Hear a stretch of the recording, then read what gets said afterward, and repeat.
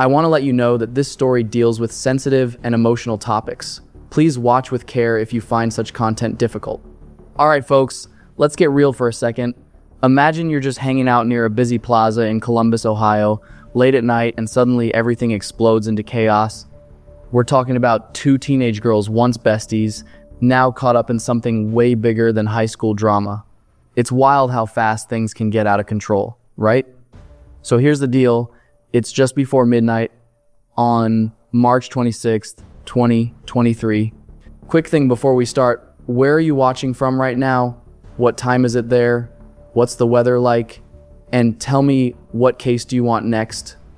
Leave it in the comments. I go through everyone. Make sure you're subscribed. Let's go. A fight breaks out outside a smoke shop, and one girl ends up in serious trouble on the ground. Picture it, flashing red and blue lights lighting up the night, and a crowd standing around, not sure what just happened. Paramedics are going hard, trying to help a 17-year-old girl who took a really bad hit. She's hurt, and it's getting worse by the second. When the first cops show up, you know what they do, body cams on, recording everything as it goes down. That's what you're about to see and hear. No scripted movie stuff. Just real life, unfiltered. All that panic and confusion gets caught on camera, with everybody scrambling for answers. I know. I need you to stay back, all right? Hey, you gotta let them do their work, okay? Oh my God! Come on, guys, let's get back. Hey, back up. Right away, total chaos, people freaking out. How would you handle that? Did anyone see what he got stabbed with? He's asking. What did he get stabbed with? No idea. You don't know? They don't know. Hey, man, just let him work. I didn't see it, bro. You didn't see, just let him work, man. Just let him work. That's what I'm saying, bro. They were supposed to be fighting. I didn't see no knife get pulled or nothing. Typical teen drama, until it gets real. Do you think something was hidden? Halia Blue. Halia Blue. That's all I know. What's the name? Halia. Where's my little... What's the last thing? No, I know yours. Over. C-O-L-B-E. Did anyone see it? The girl did? She's the only one? She's our only witness? Halia, H-A-L. Okay. Oh my God, bro. Where are y'all going? Where y'all going? Alright, I'm on my way. Let's go.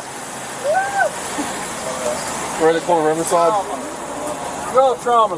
14. Man, I'm just standing right there. You were standing right there? All right. Is that from That's him? my little sister. Okay. All right, come on. You got any ID on you, bud?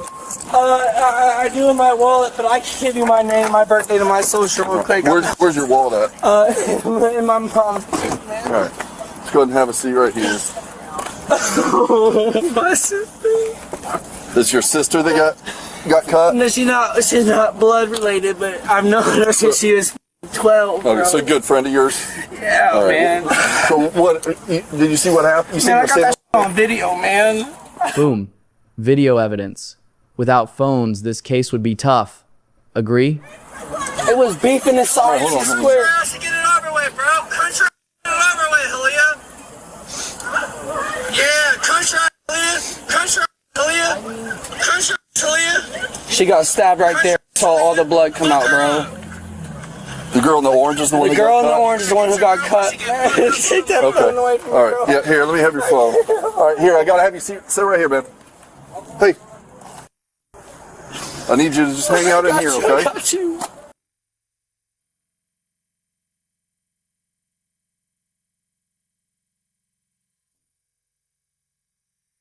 Yeah, I didn't watch the whole video.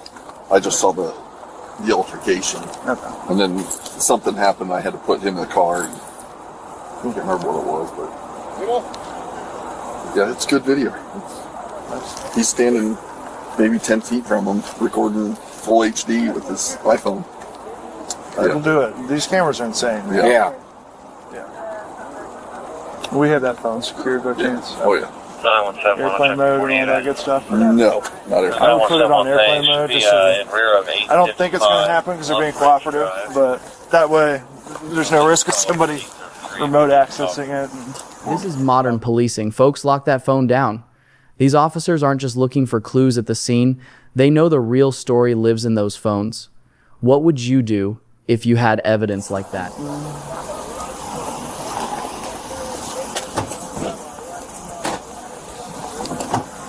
Can you unlock that for me? You mind if I watch it real quick, buddy? Does it show the car on there at all? Actually, might. Hold on, come here. Just start it from. Am I allowed to come out? Yeah, you see right there. Hey, get off my sister, bro. Remember, hold it. Yep, go ahead. Get off my sister. Aaliyah's the one in the I orange. have to put my phone down, bro. Hearing these shouts is intense. Ever seen a fight get out of hand? Country, get it over with, bro. Country, get it over with, Aaliyah. Who's Aaliyah to you? Aaliyah, she's like my sister. I've known her. Aaliyah. Country, Aaliyah. But you could tell she started bleeding before in the entire fight. You better get your girl before she get f***ed up even more.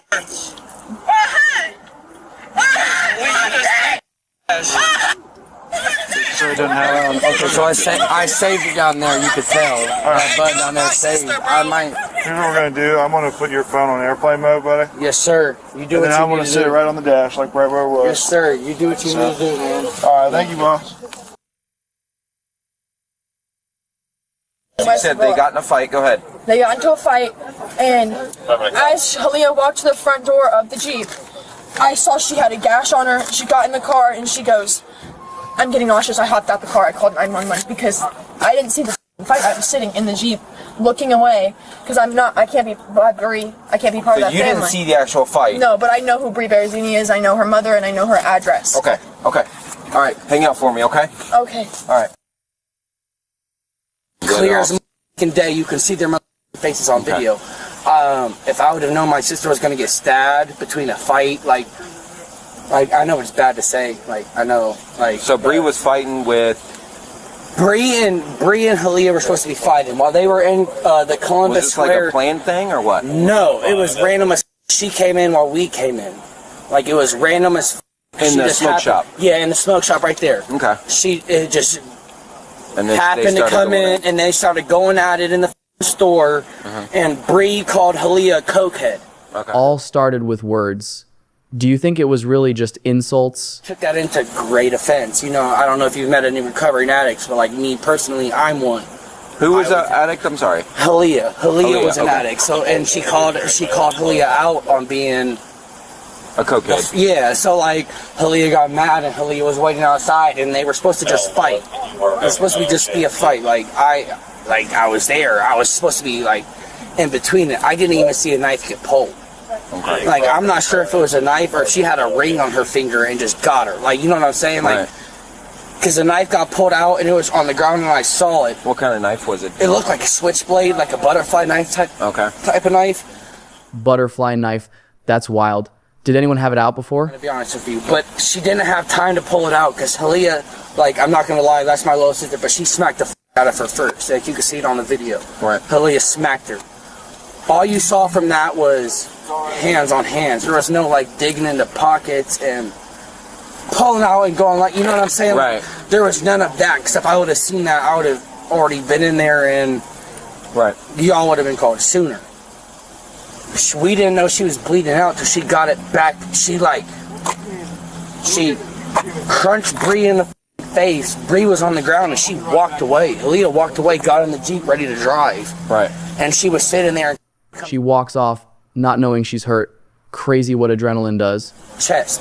And I come over and I just see, like, right in this area on the right or left side of her chest, shooting blood. My first reaction is take my shirt. Quick thinking pressure on the wound.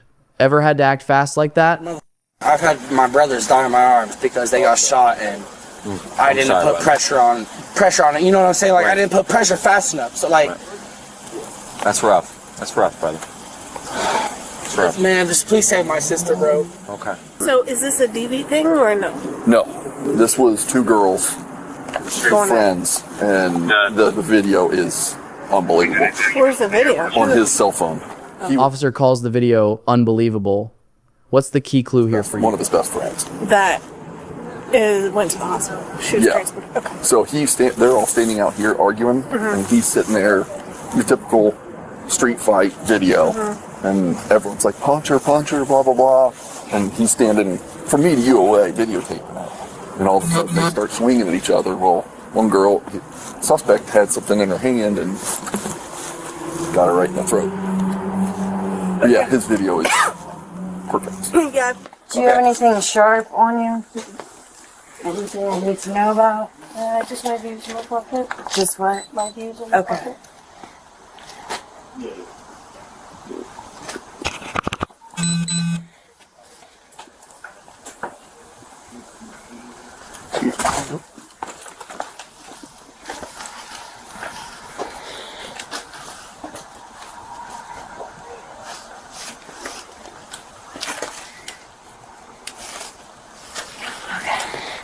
I'm gonna need to hold your view. Okay?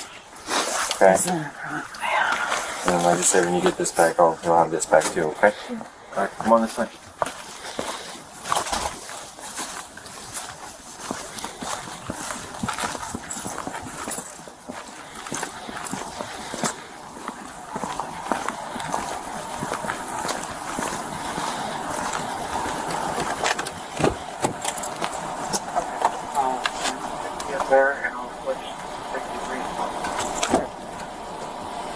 Open there for me. Radio to car 60.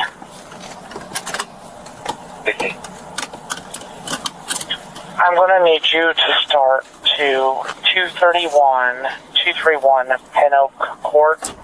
From all this mess, the story finally starts coming together. Everybody's got something to say, and witnesses piece it together one shout at a time. The fight started inside the shop, spilled out to the parking lot, and boom, fists flying. The girl who got hurt was Halia Culbertson, 17 years old. Her friends, freaking out in the moment, immediately pointed to the person who ran off. Brianna Barozzini, who just turned 18. If you're thinking this just sounds like a regular teenage beef gone super wrong, you're not alone. At first glance, it could seem like some pointless drama that got way out of hand.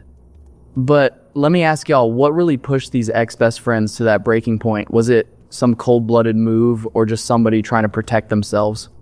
Hang tight, because we've got cell phone footage that's going to show us exactly what went down. And trust me, the real story is just getting started. Let's slow down for a minute, y'all. Before those sirens went wild and police tape went up, before Halia Culbertson was just a name in a report, she was all heart and fire, a real powerhouse. If we're going to understand how deep this tragedy cuts, we need to know exactly what the world lost that night. At 17 years old, Halia wasn't just living, she was straight up electric, you feel me? Her grandma remembers the day she got her name. Laying in that hospital bed, Halia's mom listed off a bunch of names, but when she whispered Halia, the baby smiled. That was that. Destiny in action, right? From way back, Halia was an unstoppable force. Girl could do it all: ballet, lacrosse, softball, dirt biking, you name it. Her grandma tells a story, real cute. One softball game, Halia's caught between third base and home. Most would give up, but nope, she's darting, juking, moving so quick the other team just cracks. She slides into home, scoring the win. That was her vibe. Tough, clever, always hustling. But here's where I want you to really pay attention. Halia was a family-first kind of person, especially with her little sister Caitlin. Not just sisters. These two were besties, always looking out for each other. Caitlin called Halia her protector, always there, no matter what. The very last time Caitlin heard her sister's voice was that night, just a 24-second phone call. Last words, "I love you." That hits different. Halia could light up a room with her laugh and had a way of making friends with everyone. She knew the neighbors before her grandparents did and went all out for Caitlin's birthdays, decorating cakes just to see her smile. She dreamed big: graduation, college, getting married, starting her own family. All those possibilities gone in the blink of an eye. For her family, this wasn't just an ordinary loss. It was a forever kind of pain. Her mom and sister said it themselves. Life after losing Halia is like being stuck in a dark hole. Her grandma has to face the unimaginable, watching a mother bury her child. Every single milestone Halia will miss turning 18, finishing school, meeting her new baby Kazine, leaves a scar that'll never fade. So, remember this. Halia wasn't just a headline or a stat. She was a bright soul with so much to offer. For her family, and for all of us watching, the biggest question is still hanging in the air. Why? Why did such a vibrant life get cut short by a moment of anger and a single flash of steel? The unblinking eye. Okay, crew, buckle up. While paramedics were hustling to save Halia's life, homicide detectives were already racing across town. Their mission? Turn the mess in that parking lot into a rock-solid case. First move, cordon off the scene, separate every witness, and start piecing together a timeline. Who was there? What went down? Here's the kicker: one of Halia's friends had an iPhone out, rolling video the whole time. In law enforcement, video is gold. It never lies, it never forgets, and it sure doesn't get biased. That shaky handheld footage was an unblinking eye on the exact moment everything changed. Detectives grabbed that phone quick. Back at headquarters, under brutal fluorescent lights, they hit play. The screen lit up with chaos yelling, taunts, the roar of a street fight vibe. And then they saw it. Halia Culbertson, steam-powered, charging at Brianna Borozzini. Brianna's backing up, hands out, yelling, "Cut it out!" But Halia's not stopping. They collide, hair flying, limbs flailing in a blur that lasts less than a minute. Then comes the flash of steel. One quick strike. No spin, no filter. The video nailed it. Halia was the aggressor, and Brianna swung that blade in defense. But the aftermath was brutal. Halia went down hard. That single move proved fatal. Now, detectives had their suspect, Brianna Borozzini, 18, from Westerville. They had a clear shot of her face in the parking lot glare. Next up, find her, cuff her, and bring her in. But here's where things get twisty. On the tape, it looks like self-defense. Bree was backing up, trying to dodge the fight. Halia was pushing forward, full steam ahead. So, was this murder or just a kid protecting herself? Stay tuned, because the next moves in this investigation are about to flip everything again. Before the sirens and flashing lights, before fists started flying and a life was lost, Halia Culbertson and Brianna Borozzini were inseparable. Can you believe they went from sharing secrets in homeroom to sharing a courtroom bench? It's wild how fast friendship can flip. So, here's the backstory. Once upon a time, these two were ride-or-die besties, hitting the mall, swapping playlists, sharing earbuds on the bus. But somewhere along the way, that bond snapped. Social media turned into a war zone, passive-aggressive posts, shady comments, and endless digital side eyes. Friends chose sides. Parents got roped in. It wasn't just drama, it was a full-blown feud. Brianna says it got scary. She claims Halia started threatening her real bad, telling people she'd key her car, slash her boyfriend's tires, even egg the house. Months of this, and Brianna says she was living in panic mode, always looking over her shoulder, never knowing when it would blow up. Then came that night at the smoke shop. Brianna and her boyfriend stroll in, and there's Halia with her crew, egging them on. The shop clerk even told Halia's crew to back off, but they waited anyway. When Brianna walked out, it was like walking into a trap. From Brianna's view, it was self-defense straight up. Halia charged, and Brianna backed up, begging her to stop. When push came to shove, Brianna says she pulled the knife just to scare Halia off, not to kill her. The video's shaky, but you can see Brianna retreating, hands up, looking freaked out. Halia's the one storming forward. It sure looks like Brianna was cornered. She tried to walk away. Instead, she got pushed into a life or death moment she never asked for. Welcome to the other side of the story. Alright, listen up, fam. In almost every big investigation, there comes that one twist, the hold up what moment that flips everything on its head. With the Columbus detectives working Halia's case, that game changer didn't come from a face-to-face witness or some dramatic confession, but from the digital trail everybody leaves behind. The evidence against Brianna Borozzini was already complicated. That cell phone video, It was a whole double-edged sword. On one hand, it put Brianna at the scene, knife in hand, taking the fatal action, but on the other, it had her backing off, looking scared, trying not to escalate. Her legal defense was looking pretty tight, self-defense, plain as daylight. But detectives know the drill. You search everywhere, even the cloud. In the 21st century, if you want the whole truth, you hit up the phones, the apps, the texts. So they got a warrant for Brianna's smartphone records, AS, call logs, texts, posts, whatever, like routine work, honestly. Nobody expected a bombshell. But deep in those text messages, stuff sent just days before everything blew up, they found words that stopped the investigation cold.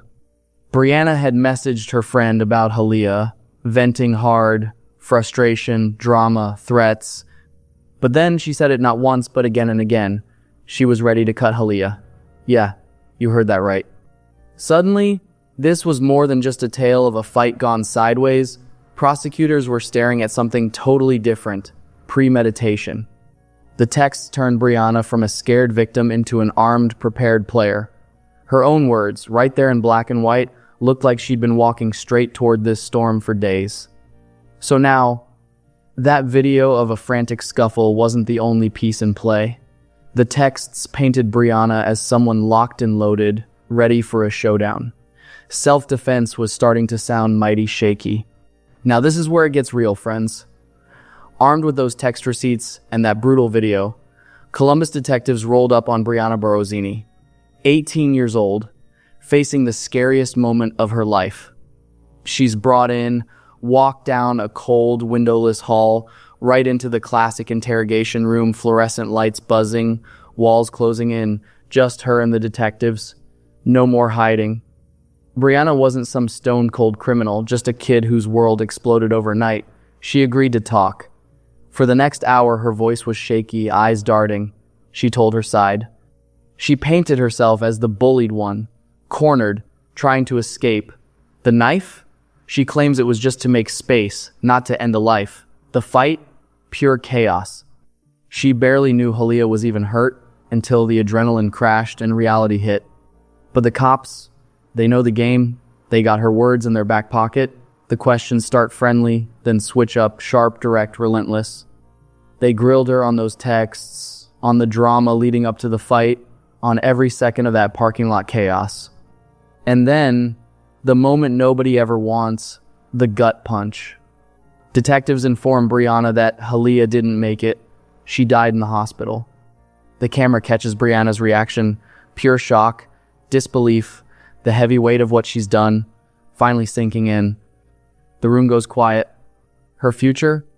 Locked up. The self-defense story might have played for a minute, but now it's tangled up in way darker stuff. All right. So, just kind of, I guess, start from just where you were at earlier tonight, who you were with, kind of what you were doing, sort of stuff. Hey, well, me and my friend left my house, I would say around like 8:45, and we were hanging out all night. And he come pick you up? Mm-hmm. And we went to area at the square. Mm-hmm. So they're 161? Mm-hmm. To get drinks and stuff. All right, folks. This is Brianna kicking off her official version of events. Detectives are locked in, watching her cool and collected vibe. But remember, when cops listen, they're also scanning for cracks in the story. A slip of guilt, hesitation, or anything that smells off. The ones that don't like me. And I ignore it. I'm on the phone with my brother. I have my brother on the phone and beside me. We grab our drinks and walk up to check out, and they see me, and they just start running their mouth. Them. Who are the girls? It was Halia Culbertson, and I don't know who the dude was. Okay. But he was definitely the loudest. But they just kept instigating, trying to get me to fight them, and I was like, you're not worth it. You're not worth it, I'm done, I'm not doing it. And even the guy working had told them to get out. And then they said they were gonna wait for me outside. What does this all stem from? Like, what's the animosity? Motive matters, heat of the moment, or old beef. And then I found out a lot that she's just a really bad person. So I stopped being friends with her, and my friend stopped talking to her. And then after that, she pretty much just went crazy, like saying she was going to kill us and slash his tires and do all these things, and like she does to most people. There's a few people out there that she's done that to. Slash your tires and that? I don't know specifically if she has actually slashed someone's tires, but she threatens a lot of people to kill them. And so the guy working at the smoke shop, we were checking out, he checked us out, and then he was like, wait, I'm gonna make sure they leave. So he walks out, and it looks like he's just standing there. So I think he told them to leave, and then when we walk out, they were by a Jeep. I think it was a silver Jeep. Mm-hmm. And they're screaming at me, and then the dude tells Halia to run up on me, and she's walking up, and I keep telling her, I'm not fighting you, back up. I said, you're not worth it. I keep telling her to back up, and I get my knife out in my hand. Big moment here, viewers. She admits pulling a blade that's huge in any case. From the law's perspective, once you bring a weapon in, your reason better be rock solid, or that's going to be a problem. But the other guy was yelling at him not to touch her, or else he was going to do something to him. And I just kept backing up, and then she just attacked me, and I don't know what exactly happened, but I went like this, and then she dragged me by my hair on the ground. Brianna's recall of the actual contact is fuzzy, almost a jumble of motion and chaos. Could be adrenaline messing with memory, sure, but a prosecutor might argue it's just conveniently vague. In my eyes, I had no idea what was going on. I was just in shock at that point.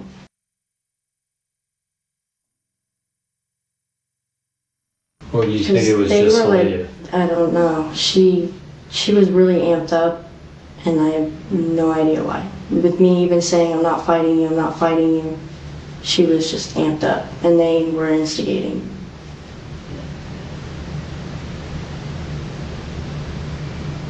So now, before any blows, like any hitting or anything like that, you pull the knife out and hold it to your side, right? Yeah, I was backing up away from her. Was it open or shut? Open. Okay. Is it a knife you have to, we haven't seen the knife, is it a knife you, it has a sheath, or is it like a pocket knife, or? It's like a pocket knife. It's like folds? Mm-hmm. Okay, so then once you pulled it out, you open it up immediately? No, it wasn't immediate. Okay. But I had it there, and then when she kept getting closer, that's when I opened it. Okay.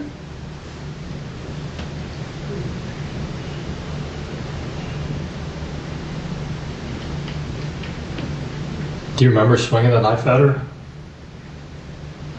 Not really. It all happened like really fast. Yeah. Now, do you remember? Did you swing the knife at her as you were backing up or going forward? I think I was backing up because I was trying to I was putting space in between us by doing that.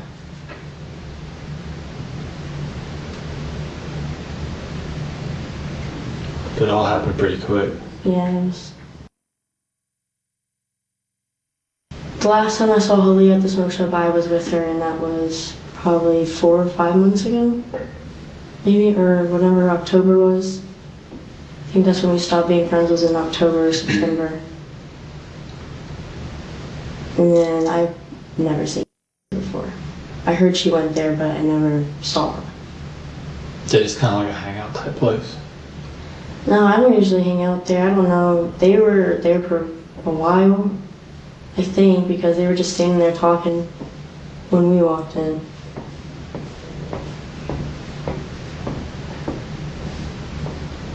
Yeah, we just went in to get drinks, and because we were about to head back to my house. And then afterwards, what all happened with you? I called my mom on the way home. Oh, my brother was on the phone, so he was already in his truck. He was going to head to me because he was worried. And I told him just to head home, so I was going to head home. I called my mom, told her what happened, I got home and explained it better to them, and I showered, and I just was in my room. What did you do with the clothes and the knife?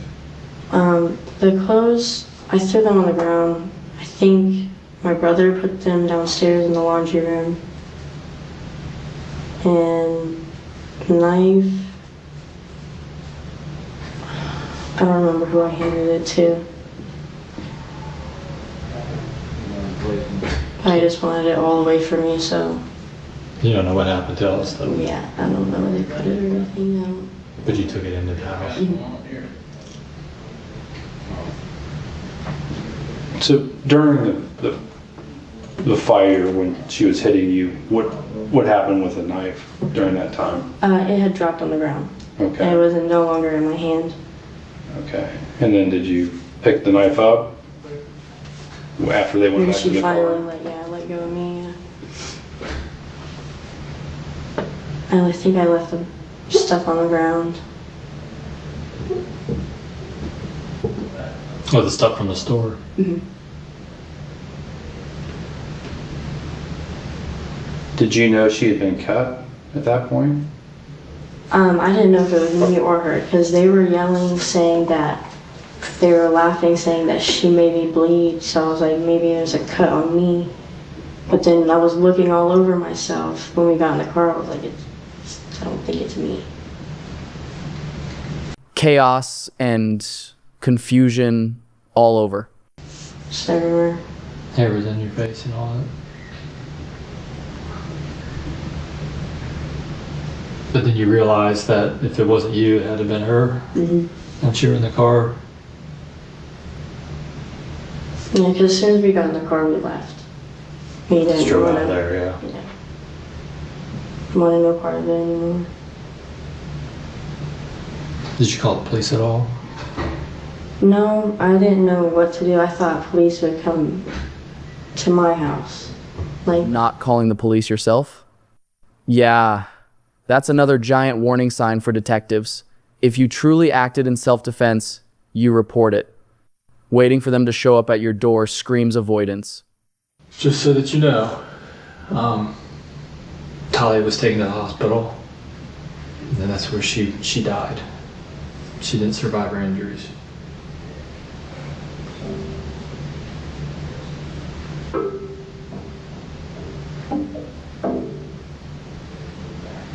So with all the people that we interviewed and the video that we recovered, we're charging you with murder. Endgame.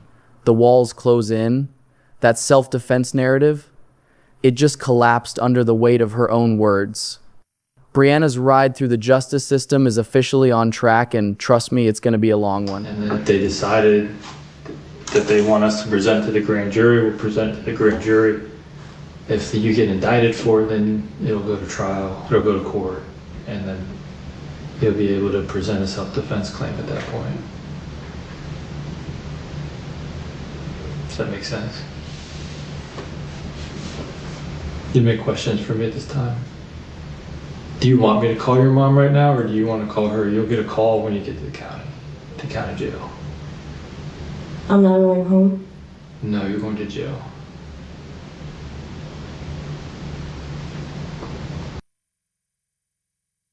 You gonna stand up and face the wall? Figure it out. Yeah. Put your palms together like this. There you go. Lift your hands off your back a little bit.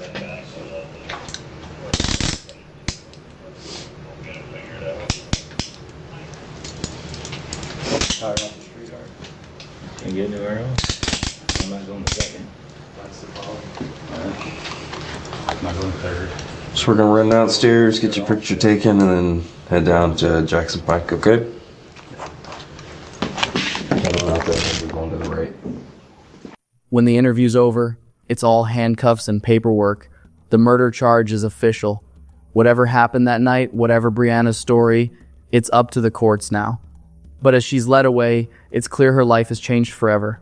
And everyone watching, we're about to see just how far the system can bend when tragedy, anger, and justice collide.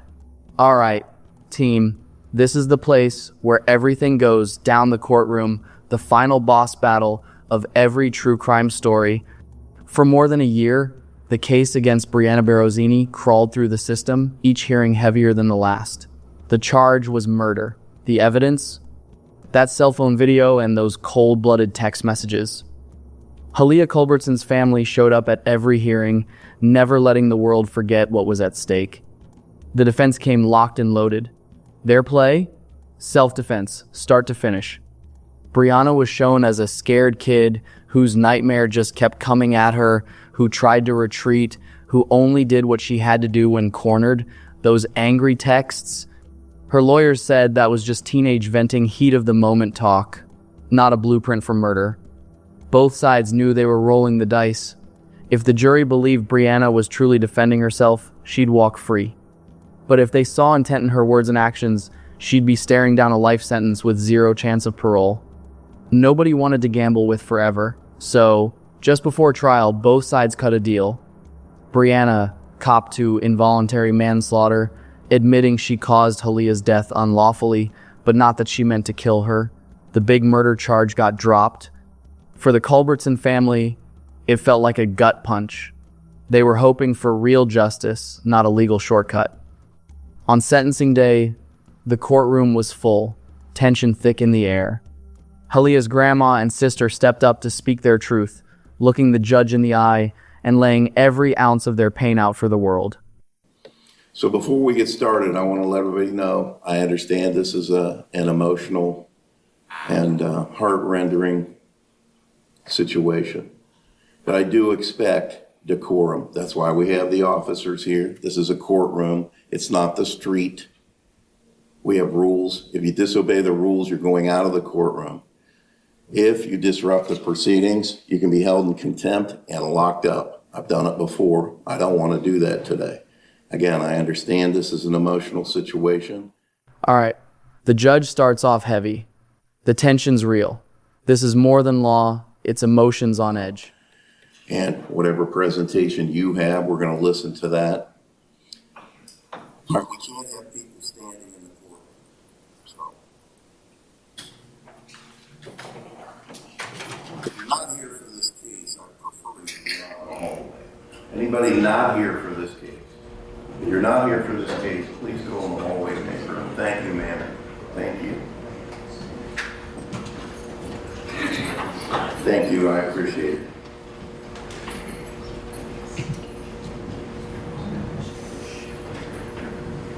You want to take your hat off, sir? Thank you. All right, so back to the decorum. You're going to be brought up here to the court reporter, whoever wants to speak, and I'll allow the number you've requested.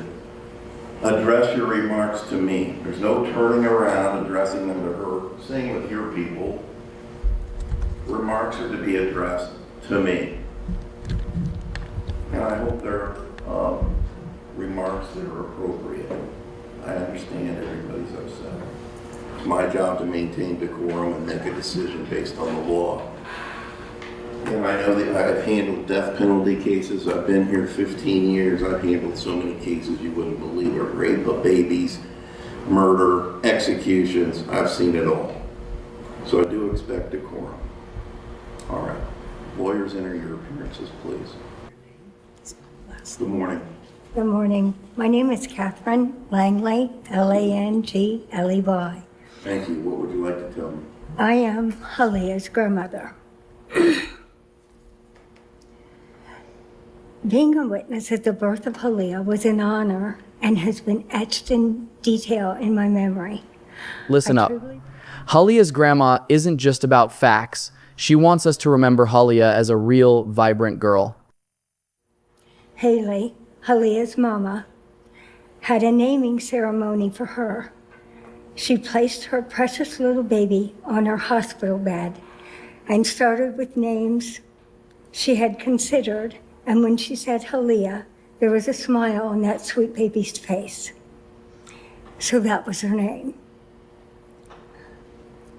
Halia was involved in ballet, softball, baseball, lacrosse. She was a good swimmer and pretty good at diving, which I taught even though I couldn't dive myself. She loved to skateboard and dirt bike. She was willing to try anything, and you could see the joy on her face. She had a God-given talent for athletics. I remember one softball game, she had stolen third base, and the next hit, the coach waved her home, but the ball was thrown home, so Halia was caught between home and third base. So she ran between the bases.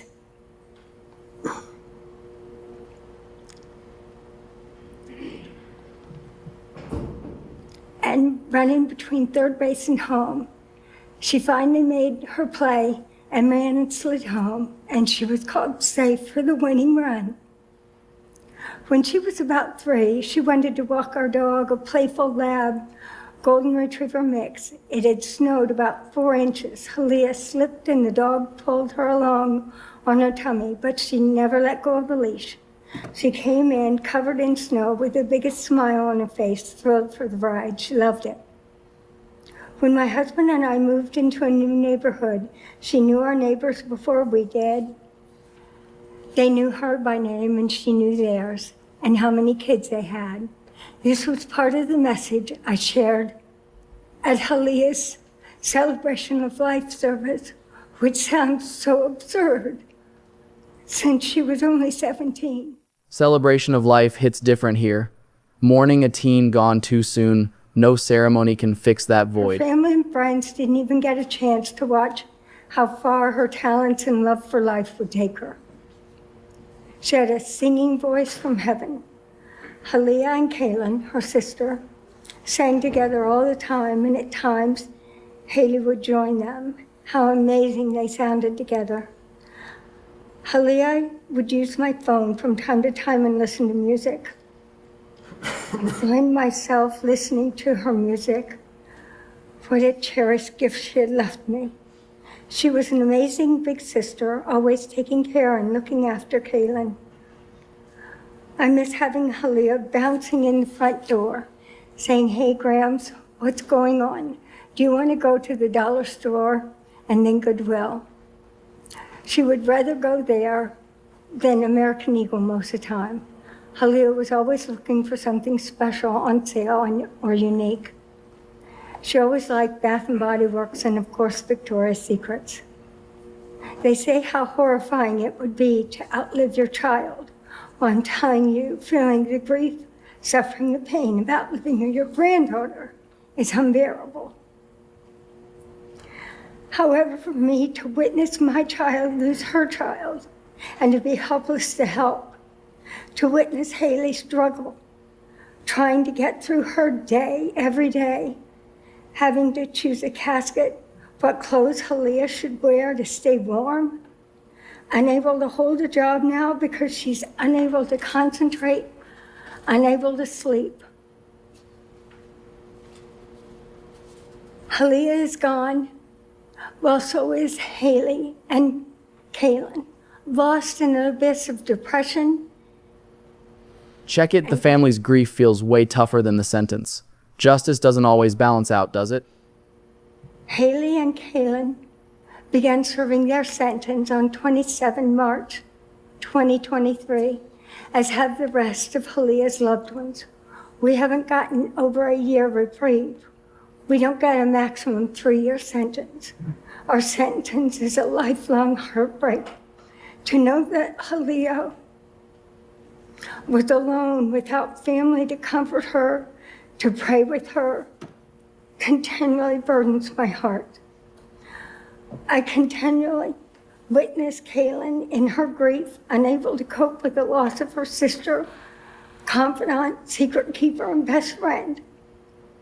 Halia was so excited that her aunt was pregnant, but she never got to meet her beautiful, sweet cousin.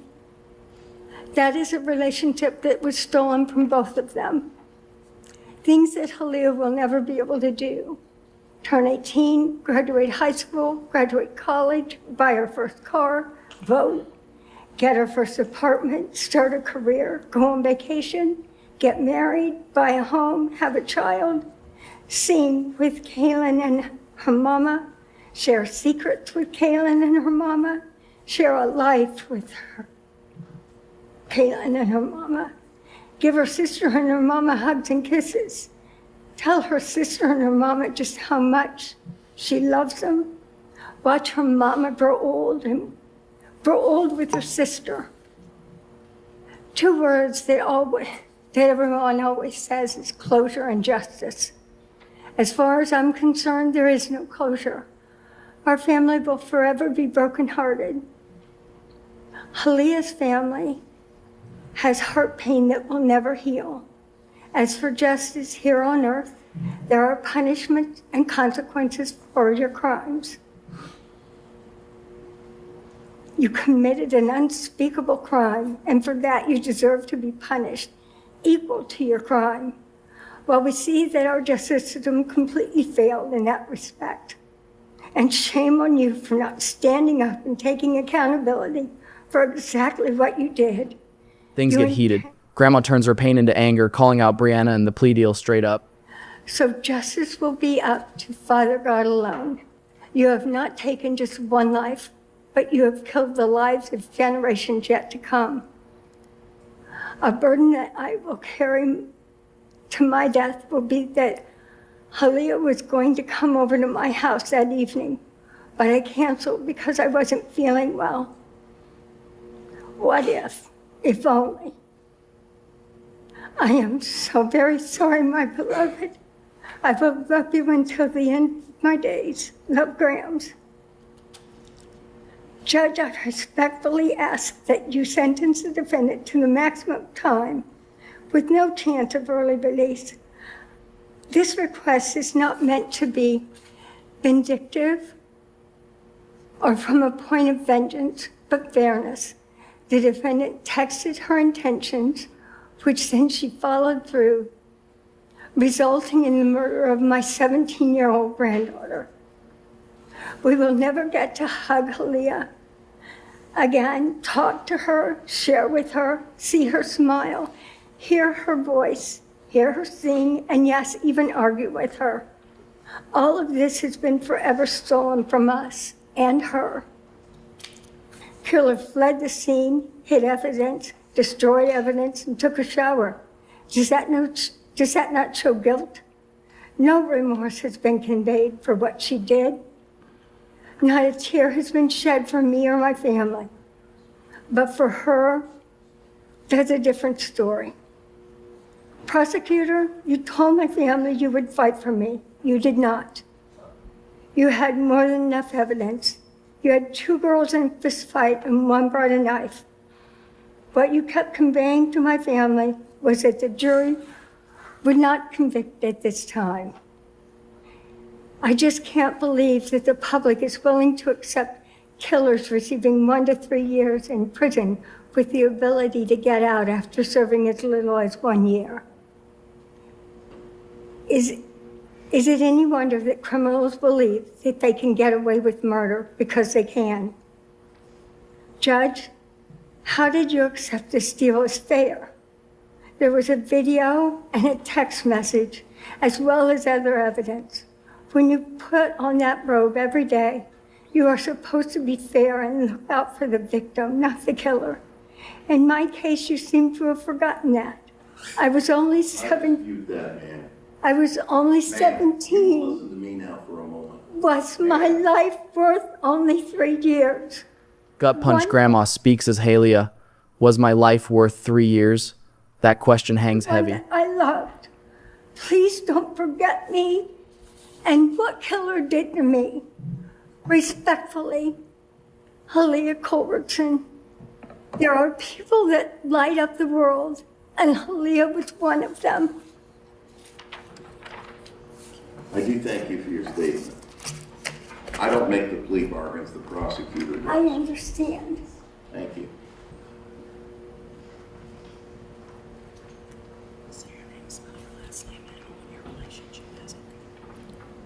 My name is Kaylin Culbertson, Culbertson.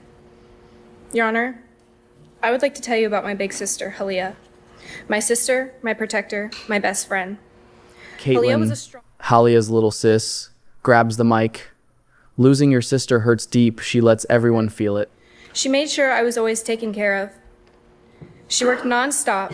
She always loved keeping herself busy and always made sure to give her all everywhere she could. She was always so determined to have a bright future.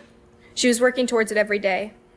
I would like to take this time to express the pain and suffering due to the brutal murder of my sister, Halia. I can hardly stand the pain at times. The thought of the last night of her life will be with me always. Halia was the closest person I had by my side and in my circle. She was the kindest, most loving sister I could ever ask for. Throughout my life, I always looked up to Halia. She has been there to share my joy and laughter as much as she has been there to be my shoulder to cry on and pick me up when I was at my worst. Halia had the biggest heart, and no matter what was going on with her, Halia always put others first. She was always helping anyone she could. She had the strongest soul, and she always stood up for everybody, including me. Wherever and whenever anyone needed her, Halia was always one call away. When I would break down anywhere I was, she would always find a way to come get me and cheer me up and tell me not to let this world hurt me. No matter how hard it got, I knew she would always be right by my side to bring my smile back. The very last time I heard my sister's voice was March 26th at 10:50 p.m. I called her just to see what she was up to, and as she picks up the phone, I ask her where she is and who she was with.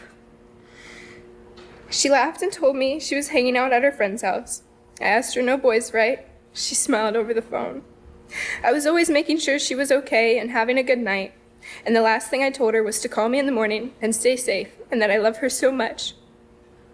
She said, I love you too, sis, and hung up. Little did I know that that would be the very last time I would ever get to hear her voice. A 24-second phone call I never expected to be the last. Their last 24-second call. Love you, sis, major tearjerker. The pain gets real for the whole room.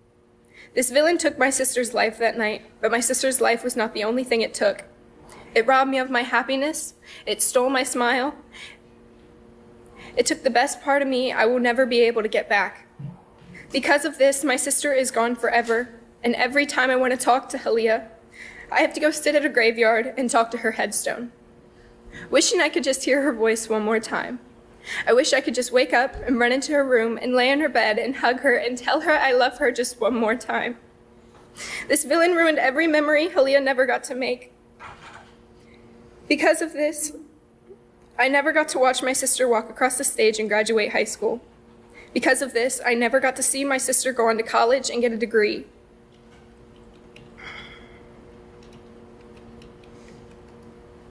I never get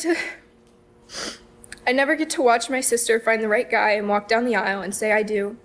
My sister always wanted children. She always wanted to be a mother. And because of this, she never got to experience any of that. Because of this, I will never get to see my sister Halia's smile again. Because of this, I will never get to hear her laugh. I never get my best friend back. And I never get to hear Halia's voice ever again. I miss my sister more than anything. I've lost a lot of people in my life, but nothing has scarred me so badly as losing Halia. I don't have many friends in this world, but when I was with my sister, I didn't need anyone else.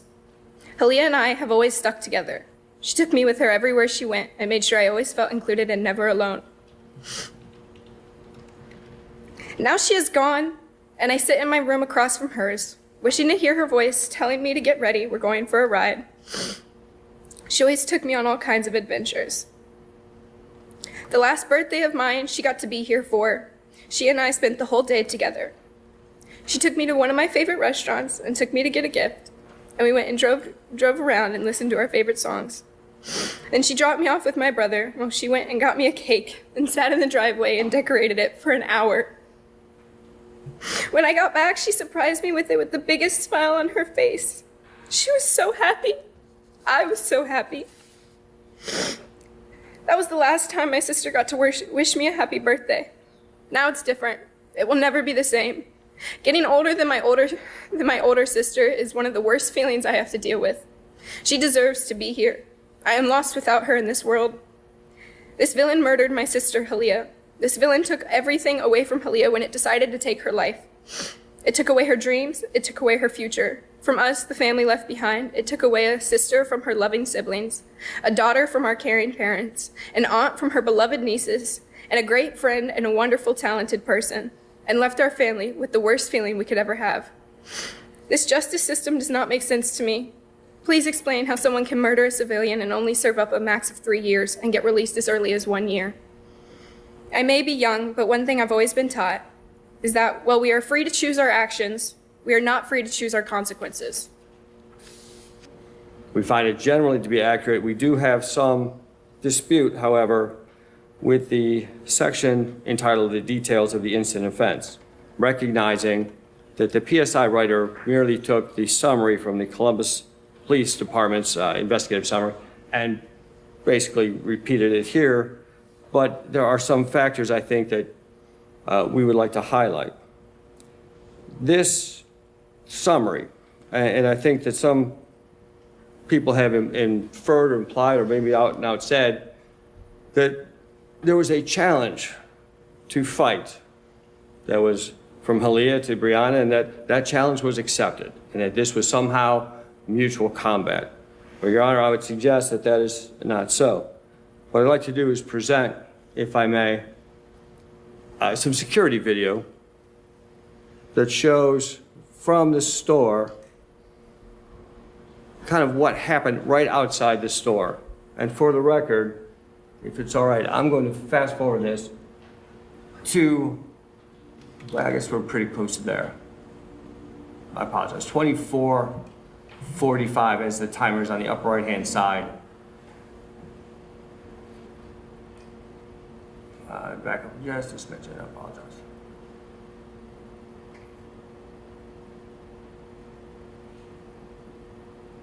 What we see here, and I apologize, in the upper right-hand corner is 22:45:51, and that's Miss Culberson leaving with the friends that she was with after being told to leave the store.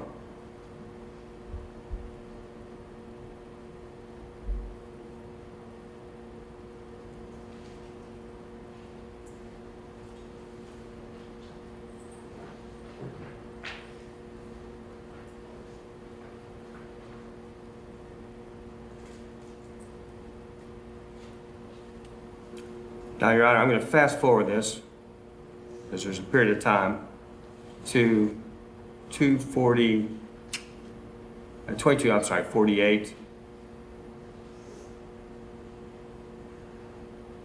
47:25, I'll do it right there. And there, Your Honor, you can see Ms. Culberson pacing back and forth in front of the store.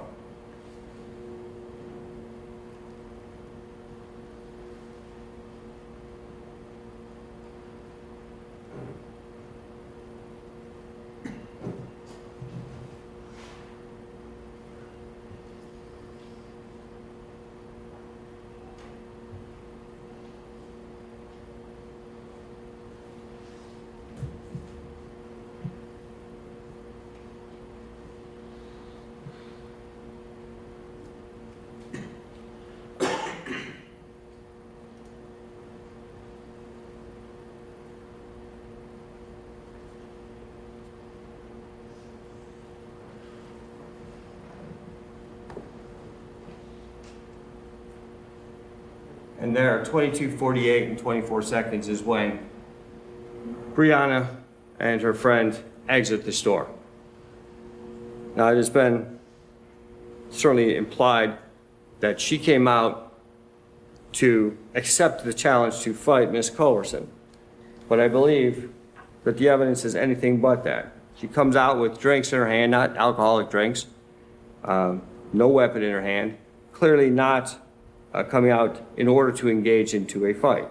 Switch Defense shows video. They say Brianna wasn't hunting trouble, just trying to leave. It's the other side of it. We see that she and her boyfriend take a direct path to the car in which they had come. They didn't go looking for Miss Culberson's friends. They were minding their business, thinking it had been somehow resolved or over, and they were heading just to peacefully go home. Again, no weapon, drinks in her hand, which makes it difficult to fight somebody with drinks in your hand, but it's clearly that she wasn't coming out expecting to be involved in a fist fight. the mutual combat which has been implied.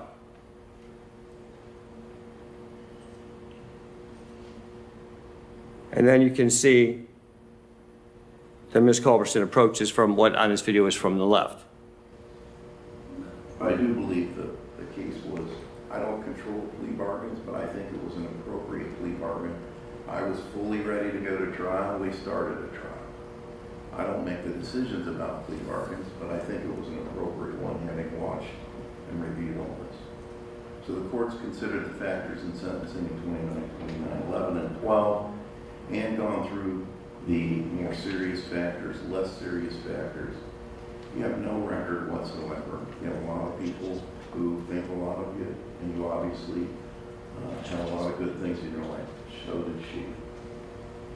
That's what makes this a tragedy. I'm going to give you a 3-year prison sentence, 3 days jail credit. Gavel drops. 3 years. For Brianna, nightmare's over. For Halia's family, the pain's just starting. You will go to prison. If you have a bad prison record, you're not getting out early. So you need to avoid conflict in prison and/or any serious rule violations. Once if you get out of prison early, you'll be under the court's supervision and probation, my supervision. If you don't get out early, you'll serve your sentence, and when you do get out, you will be supervised for a period of 1 to 3 years. It's called post-release control. Post-release, you're out of prison. Control the prison authorities will assign you a parole officer. And monitor your behavior. If you would violate, you could go back for another 1.5 years. So if everything went wrong for you, you could do 4.5 years. If you do well in prison, take programming, you did accept responsibility here, you have the chance to get out early. They're going to take you into custody now. You may have her sign that form, please, prison imposed.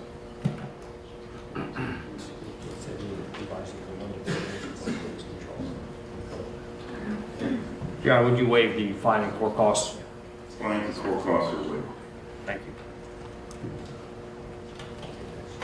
The weapon will be confiscated and destroyed.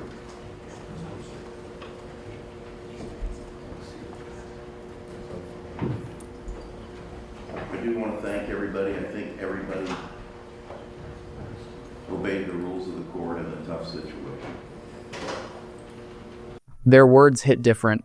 Were sentenced to a lifetime of grief, no hope for early release.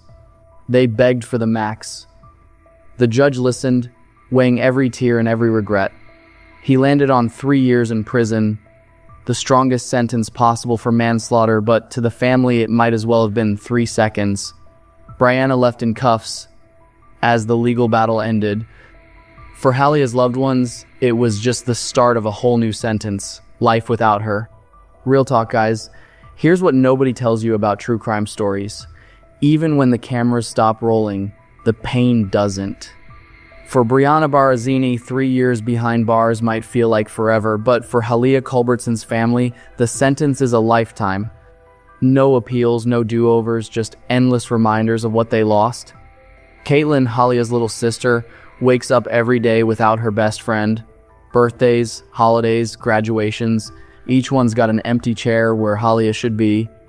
Their family is living with a wound that nothing and nobody can heal. It's not just grief, it's being stuck in a nightmare that never ends.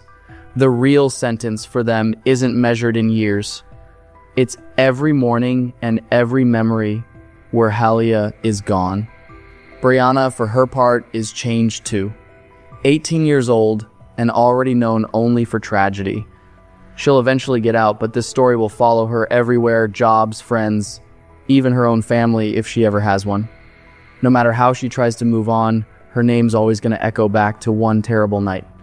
There's no winner here, just people trying to survive the fallout. Lawyers sign off, judges bang the gavel, but for everyone involved, the story keeps playing as a loop. Maybe the lesson for the rest of us is to check our anger, reach for help, and try to catch each other before things spiral, because 1 second can flip a whole world upside down.